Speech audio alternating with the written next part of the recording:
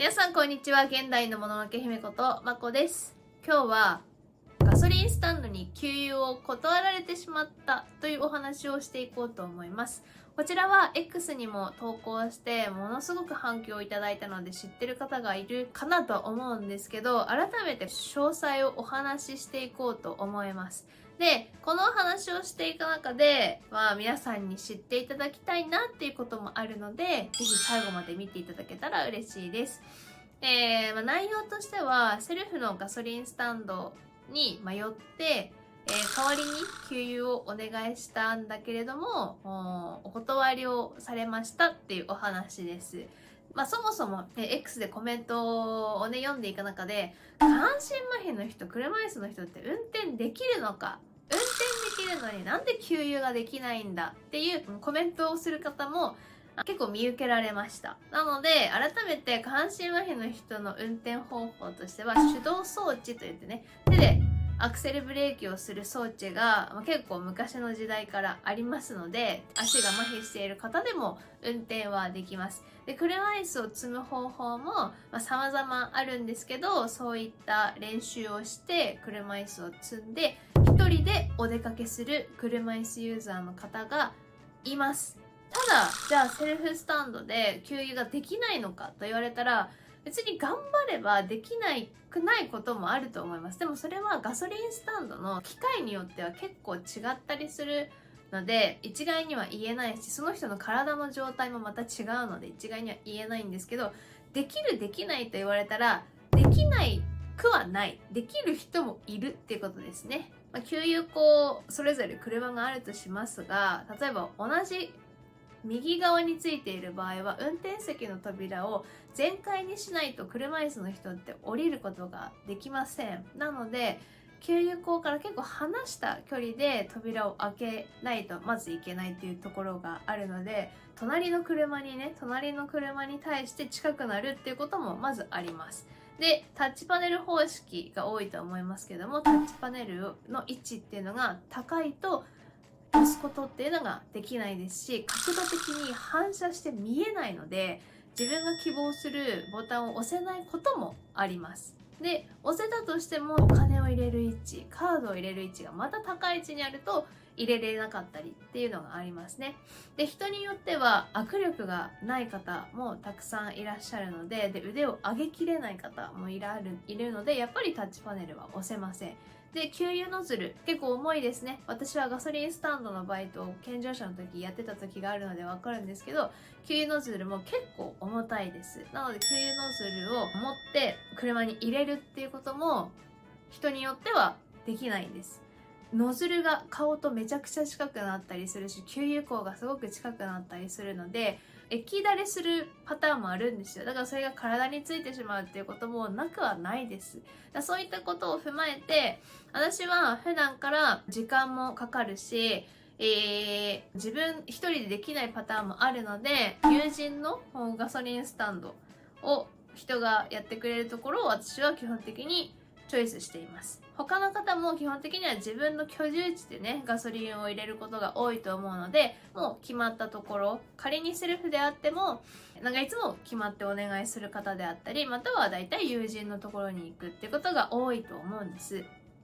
ただ、長距離を皆さんどこまでを長距離というか分かりませんけども、例えば私がいる山形県からじゃあ東京に行きますってなった時に、往復満タンで帰ってくるっていうのはやっぱり難しいんです。だからそういった時には高速道路のガソリンスタンドってとても高くはなってるけれど、それでも確実に人がいるので、私はそこでいつもガソリンを入れてました。で、今回の件なんですが、初めて東京から関西に行く新東名の高速道路を初めて使ったんですよ。で、新東名の違いなんて初めて使う人には分かんないからナビの通りに行くんですけれども、めちゃめちゃセルフばっかりだったの。そのガソリンスタンドマークがナビに表示されるけど、そこではセルフって分かんないけれど、こう通りすがると全部セルフだったから、こんなにセルフなんだって思って。ただガソリンも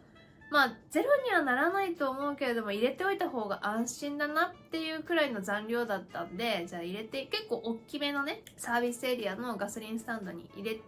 寄って入れていこうって思ったら、そこもセルフだった。ただ人もいっぱいいらっしゃるし、もう夜だったんである程度空いてて、で友人もあったの。でもその友人はトラック専用の友人だったんです。だから一般車両はセルフのところじゃなきゃいけなかったんで、案内される前にですね、もう人がいらっしゃるからスタッフさんところら辺の近くに止めて、すいませんって呼んで、車椅子なんですけども代わりに給油していただくことってできるんですかっていうふうにお伝えしました。でその方イヤホンつけてたんですよ。他のスタッフさんと連携するためだと思うんですけど、それを外しながら本当にこうやってこうくるくる回して誇張せずに、できるだけ誇張せずにやるけれども、いや失礼なんで無理ですねみたいな感じで言われたの。それを断ることがいいとか悪いとかっていうことではなくて、そんな風に断られてしまうんだっていうことに私は多分ショックを受けたんだよね。なんで入れてくれないんだよ、いいじゃん別にっていうことではなくて、やはりこういう問題が起こってしまうんだっていうこと。じゃあ車椅子の人はセルフになったらどうしたらみんなが入れていけるんだろうみたいな、やっぱりこういう障害を負ったことでのこの壁が出てきたんだなっていうことで、私はすごいちょっとショックを受けて、わかりましたって言って、次のガソリンスタンドは会社は同じ会社でした。そっからの子会社制度なので、そこの管理下がどこかはわからないけれども、看板をかけている会社は同じ会社さんでした。で、また同じように友人はあったけどトラック専用で、一般車両はセルフでっていうところで、また同じようにスタッフさんにお声掛け車からしてね、入れていただけるんですかって言うと、もう全然大丈夫ですよって言って入れていただけたんですよ。で、その方にルール的にセルフでこういう風にスタッフさんが入れるのにって問題あるんですかって言ったら、いや全然そんなことないですよと、ハンディがある方、大変な方に関してはサポートしますよっていう風に言ってくださいました。だからこそ同じ会社さん、同じ状態の中でなんで前の人はダメだったのかなってまたちょっとしたモヤモヤが出ちゃったんですね。で、その X のコメントの中にも、危険物取扱いの資格がないからダメなんじゃん。だから入れなかったんじゃないのとかっていう話が出てたんですけど、ガソリンを入れる人に関しては別に資格はいりません。さっき言ったように私も高校生の時にバイトしてたからわかるけれども、ガソリンスタンドの中のその一人は必要だけど、資格する人はね。ただじゃあって言って給油するスタッフさん全員がおつよの資格、危険物の資格を持ってなきゃいけないのかって言ったら別にそんなことはないんです。だから入れるという行為に関して、他人の車に入れるという行為に関しては一応誰でもできるんですよ。で、コメントにもあったけど、一人だったらセルフの場合はね、その許可ボタンっていうのを押さなきゃいけないから、人手がどうのこうのうんぬんこんぬんでできないんじゃないかなみたいなお話してたけど、今回お話ししてるのはサービスエリア、高速道路のお話であって、スタッフさんもたくさんいる状況だったんです。だから私は街中の1人とか2人しかいない中でのところのお話をしているんではなくて、今回はそういった人が多いで友人もあるっていうところのサービスエリアのガソリンスタンドの話をしてたんですね。今、セルフのガソリンスタンドは本当に増えてきてるし、そういった経営があるっていうところがあるので、そこにじゃあ車椅子の人のために友人を残せよって一般のところに言ってるのではなくて、高速のエリアだけに関してはやはり友人のサービスっていうのも残しておいてほしいなと思いますし、そういったセルフスタンドでの障害がある人への対応っていうのがどうなってるかっていうのは、調べきれてはないんですけど、さっき言ったようなタッチパネルの問題であったり、ノズルを持てないという問題があるので、やっぱりお手伝いしていただけないと難しいよというところがあるっていうのを皆さん知っていただきたいなと思います。で、コメントの中にもね、私たちお客さんに頼んでもらえれば入れてあげるよっていう声があって、なんかそれは全然考えたことがなかったのですごい嬉しかったなと思います。それをしてもいいのかっていう考えに至ったのは、なんか今回投稿して知れてよかったなと思いました。で、他にもそういった、ある意味やっぱ一般なんだけど、やっぱ公共感があるものとして、使いにくいなっていうところであれば、やはりセルフレジ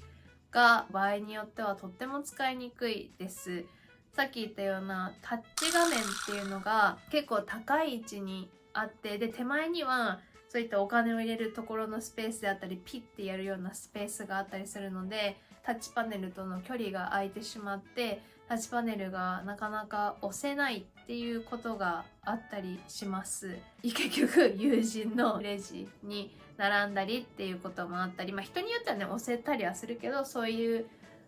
セルフになることで、車椅子の人にとっては結構大変だなっていうのがあります。で、他には ATM の機械もさっき言ったように、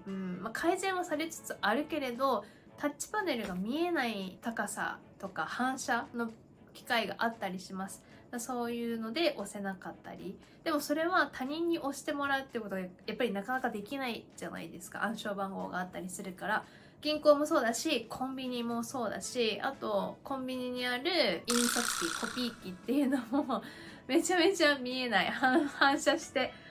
見えないし、高さも若干高くて、タッチパネル見えなくて、勘でやったりみたいなのがあったりします。そういうのも知っていただきたいなって思いますし、あとは自動販売機ですね。上にあるボタンっていうのはやっぱり押せないので、一番上の水飲みたいなって思う時、私は手だけでは届かないので、携帯とかなんかもう一個届くものを持って押したりしますけど、下にね番号があって、番号を押すと一番上のものが押せますよっていうような機会もありますけど、まだまだやっぱり少なかったりっていうのがあります。人手が少ない今世の中でセルフっていうところが増えてきて、便利であったり、でも人によっては私たちだけではなくても高齢の方であったり、それはもうついてこいよっていうことも分かりますけど、そうじゃなくても皆さんの中でもセルフ嫌だなとか、友人の方がいいな、ガソリンスタンドの話にも戻りますけど、皆さんの中でもわざわざ自分で入れるの嫌だな、寒い日外に出たくないなっていう方もいます。だからちょっと高いけど友人に行こうかっていう人もいると思うんですよ。だからそういう皆さんは選択ができる。どっちがいいっていうのは価格であったり気分であったり、そういうので選択をできるけど、そこしか使えない、またはそっちの方が使いやすいっていう方に関しては、そういう選択肢しかないんだよ。お金が安かろうがそっちが使えなかったら、私たちはお金が高い方にしか行けないんだよっていうのがあったり、行きたくないから行かないってわけではなくて、行けないからこっちしか選べないっていう事実がやっぱりあるっていうことは、もっともっと企業さんとかに知っていただいて、そういったサービスっていうところをどう捉えていくかっていうのは考えていただきたいなと思います。有料にしたらいいじゃんっていう声も、企業さん目線からしてみたらそりゃそうだと思いますし、でも全部がそういうことが正しいのか、すごい倫理じゃないけど、人間ってそういうことだったのかなって私すごいふと思うことがあるの。こんなこと言い出したらやばい話になってはくると思うけど、人同士で生きるってそういうことだったっけかなって思うことがあるんです。お金も大事だし、サポートもすごく大事だけど、全部お金なのかなとか、人が触ったら危ないじゃんとかって言うんだったら、じゃあもうそれはもう機械に頼るしかないじゃん、ロボットに頼るしかないじゃんみたいな話が出てきたりするけれど、そう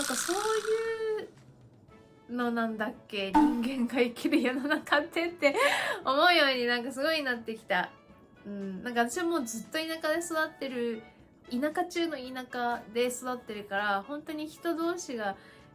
支え合うっていうか、人でどうにかしてきてる世の中みたいなので育ってる部分もあるから、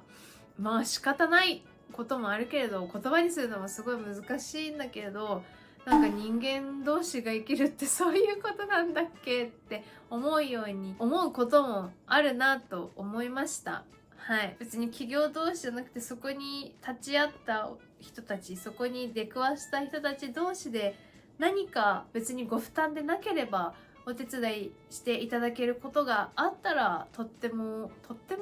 私たちとしては嬉しいこともあるんだよっていうのがなんか伝わっていただけたら嬉しいです。言葉選びとっても難しいんですけど、なんかそういう出来事があったな、そこからちょっと考えることがあったなっていうお話をさせていただきました。